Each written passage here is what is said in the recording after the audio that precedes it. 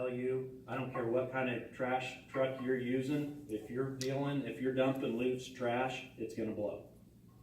The automated truck is not gonna be any different than the trucks we're using right now. I'd love to see people bag their stuff. If nothing else, it's cleaner, it's more sanitary, it keeps your containers from smelling. But my thought is, no, we're not going to absolutely require that it's bagged. No, but I'm talking about if, in case you fill that completely up, can you put bags on the side? Yeah, you can.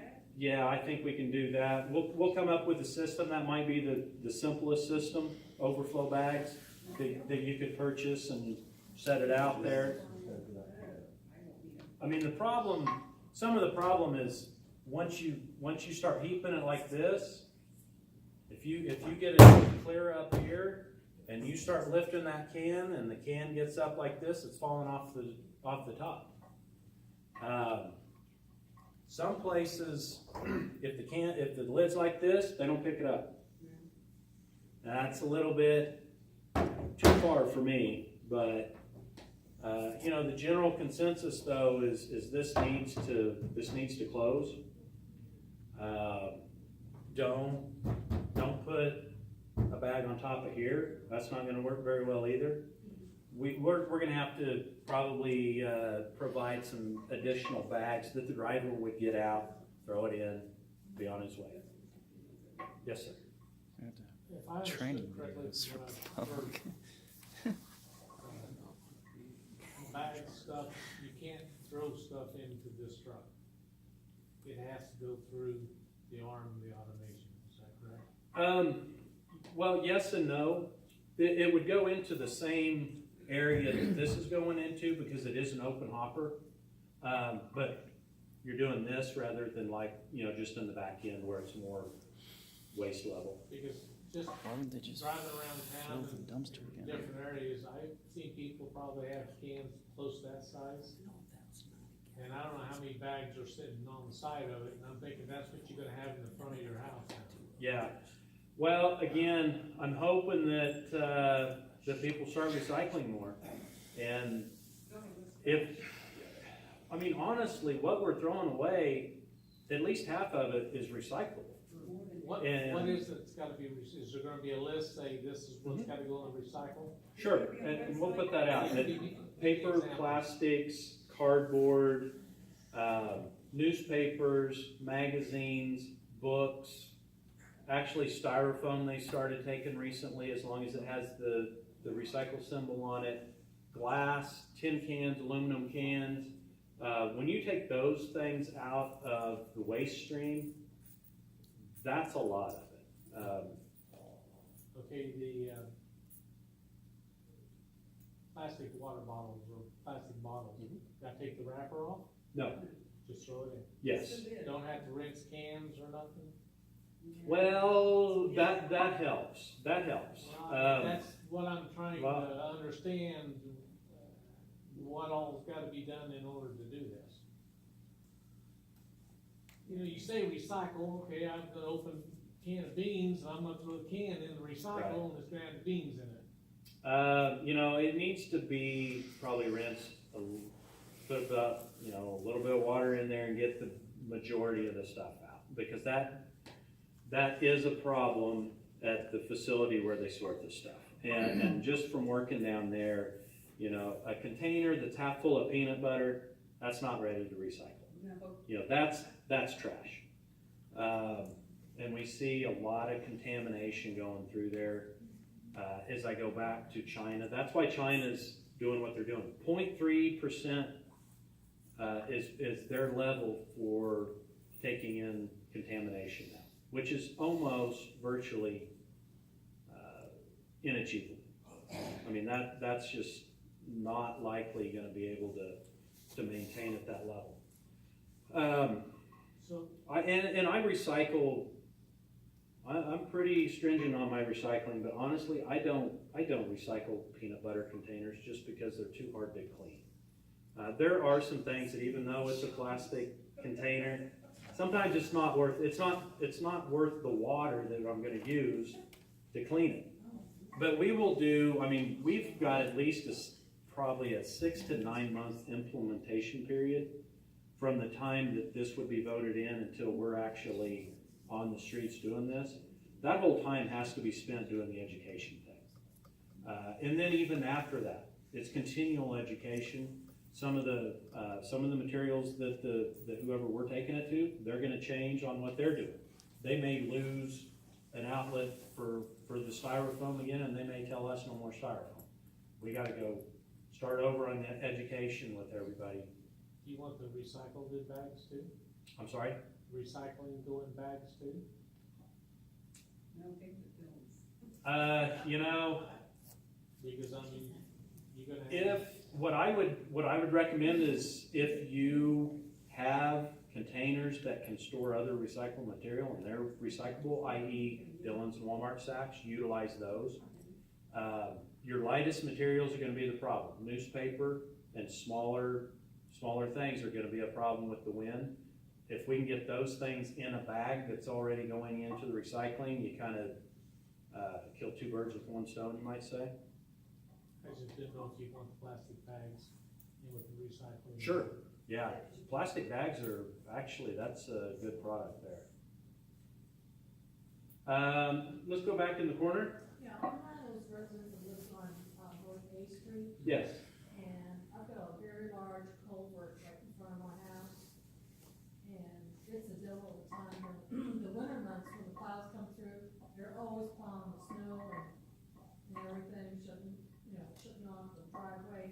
I don't know how I'm gonna get those trash bins out there. Okay. I mean, seeing how we only have to do that a couple times a year, we'd probably just have you set those back a little further. I mean, even if you left them on the corner of your house and we walked up and got them anytime there's snow and we're plowing. A Street is one of those that we're benefiting our workers and we're hindering them, because right now, if you look at Sonic going north to the hospital, we have a number of stops right on the highway, and we're putting people with their back to traffic dumping cans on the back of the trucks. I want to get rid of that, and this system would do that. But then we're also adding as many, if not more, to curbside who have an alley in back. Worst case scenario, everybody in the stretch from Clark Manufacturing on north, we continue to utilize that alley with a rear load truck. If we can get around that, I want to, but if that's what we have to do to provide the service, that's what you're gonna do. That would be ideal. Because I'm right next door to Clark Manufacturing, so they're collecting the commercial stuff and come get my stuff. Exactly. And that's why we want to do the survey. That's why we want to look at every single property, because every property is different. And at the end of the day, we have 3,000 accounts that have to be picked up. We don't have an option in that. We're not gonna say, well, your property doesn't work with this, so you're gonna have to figure something else out. We're not gonna do that. And where we have the flexibility, we're gonna do everything we can to make it beneficial for both of us.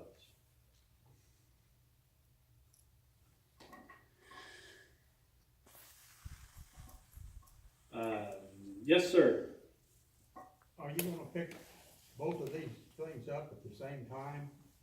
Yes. The question, okay, thank you. That's actually my next slide. The question is, are we going to pick both containers up at the same time? And yes, and that is why we are going, with the split body collection truck. It actually has two separate containers on the back of it. This is actually a 60-40. You can get a 70-30, you can get a 50-50. All that is in the collection bin up top, where the can's dumping the trash into. It's got a separator up there that's a button on a joystick. And when they come up and they see whatever color the trash lid is, they make sure that that's where the flapper's pushing the trash. They dump it, they hit the switch, it flips it over, and they pick up the recycling container.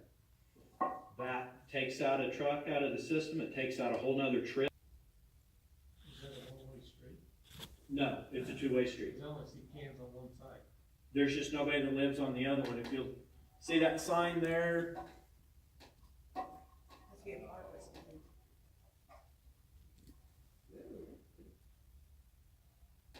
and then, you'll also see that there is a can that got blown over and how long it takes him to hop out, set it back up and get back going. I've heard some people say, well, that's gonna take, that adds 5 minutes every time you gotta pick up a can.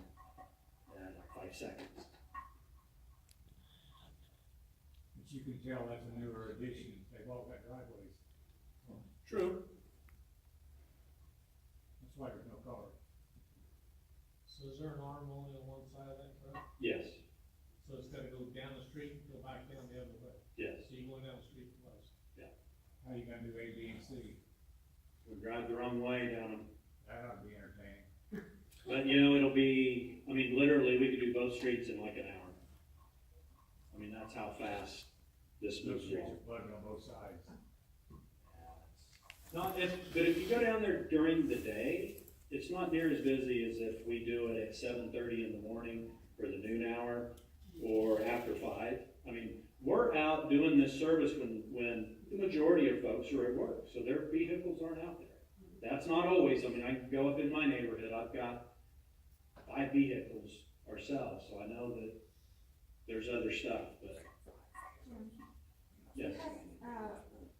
Frequently in a year, do you have, workman's comp that happens within the workers as they're lifting the trash up and trying to tip it in? Would that be something that would be avoidable because you've got this instead? It is definitely a concern. It definitely plays into our work comp rates just because of the service that we're providing the way we provide it. Do we have a lot of injuries from lifting? I wouldn't say a lot. Actually, our bigger injuries aren't lifting, they're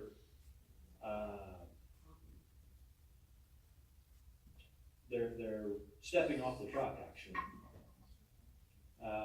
We recently had one that was a fairly significant loss of work time. I can't really say a lot about it, but yes, that is a huge thing. When you have somebody off on workman's comp, you cannot fill their position. So that's difficult, and when, if it's a several month thing, you're shorthanded. You have to be careful how you handle those things. This does reduce that a little bit. So, and I ran a rough budget. I think for collection alone, it's about $16,000 a year for comp insurance. Again, everybody I've talked to that's implemented this said that their work comp claims, injuries, and rates went down significantly. I can't say that we have a lot of injuries, but there would definitely be some savings there for us.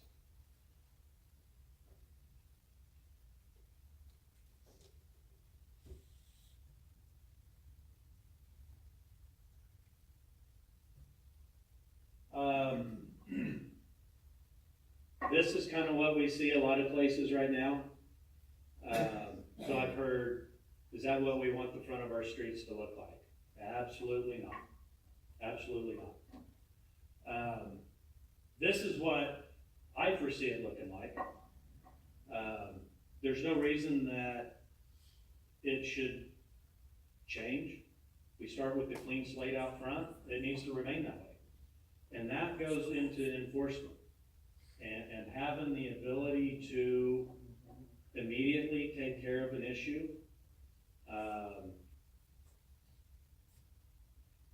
I've got some ideas. I'm gonna need, I guess, some support in doing so, but what I would like to do is have the ability that when the driver pulls up, and if they see something like that, before they even pull to the next house, they've called on the radio to follow whatever system we put in play, but we immediately go out there and we handle the situation. And I think, personally, and again, this isn't, I make recommendations, I don't necessarily make the laws. My recommendation would be that we use the first couple of times as a get-to-know-you education session.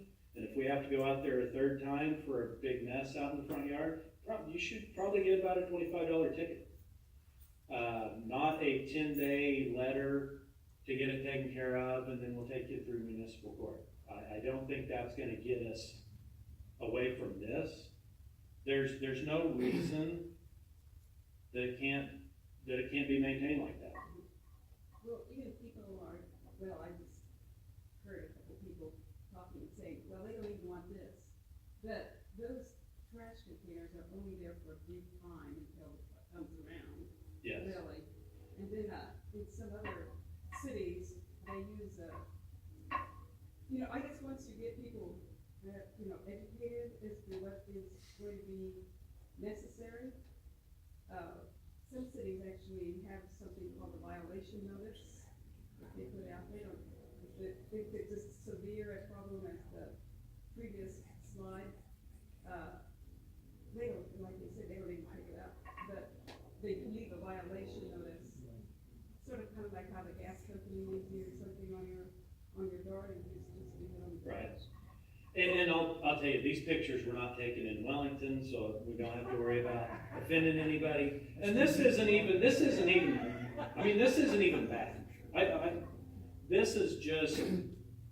This could be typical of any alley in town. This isn't a bad one. But I look at the cardboard that could be broken down and put into that.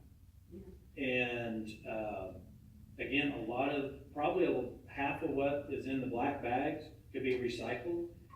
And you can get all of that into 2 containers if you do it right. There's no need in having multiple cans out there at that rate.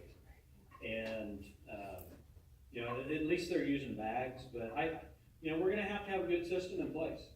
And unfortunately, the only way we're gonna keep it clean is we're gonna have to get mean on people that continually cause a problem out there. Because yes, we are bringing it to the forefront, and their neighbors are gonna see this, and they shouldn't have to live with that out front. So we're gonna have to be tough on enforcement. The other thing is, it's not my intent that all of these containers get stored out at the curb. They're not gonna be out there every day, all day long.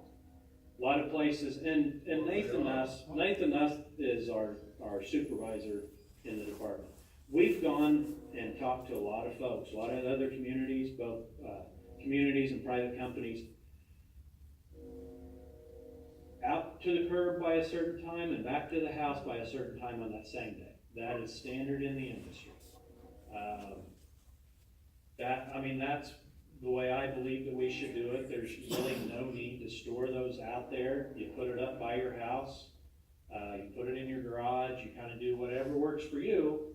But, myself on a weekly basis, I'd rather have that pretty handy that I just put the trash into instead of walking out to the street every other day or whatever that is. So this is not what it's gonna look like going down every street in Wellington 7 days a week. That's not the content. You hope not. Again, enforcement we're gonna have to have some rules, and because I think that is a concern of enough people, I can't say most because I don't know that. I think there's enough concern that we don't want that every day of the week. Tammy? So are you going to develop you need to educate the citizens of Wellington, obviously. But do you have a plan in place as to how this is gonna move forward, like in different phases? So an easy word to say, well, we're moving to phase 2 starting next week. And then it should trigger in their minds through that education process, this is what's coming up next. Do you have plans for something like that through that education? Well, not that specific, no. I know that there's a lot of steps involved. Have I put together a schedule? Not really. I've made a list of what needs to be done. I haphazardly put them in there. I know that one of the first things, obviously, is that the council would take action on a couple of different times before the actual go-ahead is done. There's certain things that I know need to be done, but I haven't spent the time doing it because we don't have the okay. The first thing that after that is gonna be, we need to start designing that transfer building out at the landfill. It's one of the biggest expenditure, but it's gonna take the longest time to design and to build. And then we start speccing out a truck, because there's lead time on a truck. And we've gotta bid that, and they've gotta build it. And then you start, at the same time though, you're starting to do the education piece. And you're starting to design your routes. And we're doing our survey. We're getting to learn more about the system and each account that we have. I mean, there's gonna be so many things going on at the same time. But no, I don't have a detailed list on exactly how that's gonna go. Yes? Have you worked up like a proposed budget as to what it would look like with the new automated system as compared to the current Yes. that people can look at? I mean, as far as what you're saying it's gonna say, Okay. No, it's not, because I put that together afterwards, but I do think I can get to it. I've got a couple more slides here. Let me try to get through those, and then I'll get out of the slideshow and we'll get to that. and I have a couple more questions. Okay, go ahead. The $100,000 on the cost for the new, service? For the building. Right, 10 large building, what is that? Okay, so one of our other departments just, they bid out, so it was actual design bid, a new building roughly the same size, maybe even larger than what we would need. But it's about $60,000. And then the current building that we're in needs work. So I'm thinking for $100,000, we build another building that would house the automated truck, and then we do some improvements to the three bay barn that we have now, the shop area. It needs insulation. It needs a lot of TLC. Doesn't need a huge amount of repair. It just needs some attention, and that's what that $100,000 would be for. If we don't need all that money, we don't spend all that money. That's kind of why some of these are broken out. And Shane, correct me if I'm wrong, so far the authorization on the bonds or on the project is not to exceed $2.1 million. $100,000 of that was miscellaneous costs having to do with bond issuance. $2 million was not to exceed amount that we would have to implement the service, but I'm estimating basically 1.7 million. If we only use 1.7, we only sell 1.7, and the overall cost goes down accordingly. Yes. Okay. So a lot of the figures I'm throwing you, I'm kind of looking at $2 million and that $240,000 payment each year. We're only going to spend what we need to spend. If we bid a truck out and it comes in at $290,000, we gain $10,000. Is it going to be a lot cheaper than that? I mean, I doubt it. So the new building and then the add-on, that's all gonna be the current location, and that's where you're gonna house the new truck? Yes. The old truck. Yes. I think there was enough concern about the armory for different reasons. It wasn't essential to what we're doing. That just came out of the original plan was a whole brand new barn for them, $500,000. I was asked to look at different options on everything to try to get our costs down. There's some other movement going on within city departments. The armory was going to open up. I thought that'd be a good fit, but maybe not. So we can pull out of that, no problem. As a matter of fact, more or less just kind of forgot about the armory and we're moving forward elsewhere. So these are kind of things that if we hadn't covered already, so we got the first one, we got the second one, use of existing trucks, got that, the survey, one-way streets, narrow streets, hillsides, parking. I don't think we're gonna have to go through and prohibit parking anywhere in town to do this.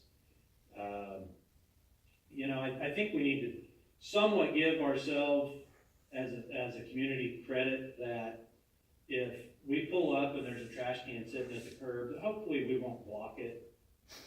You know, if we can step back a little bit and leave that open. We do the same thing, hopefully, for a fire hydrant or for a mailbox. Narrow streets, if I can't get an automated truck down that street, fire truck can't get down there either.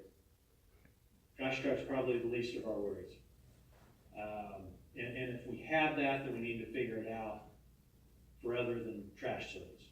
For public safety services, we need to figure that one out. Covered, why don't we just save money to do this without issuing debt, and then future rate increases if we don't do this. I think we've kind of hit on that a little bit, so I don't want to beat a dead horse on that one, but we're going to have to continue to raise rates even if we don't do this. How much, I can't really tell you, because it is largely dependent on what we get out of Sedgwick County, so.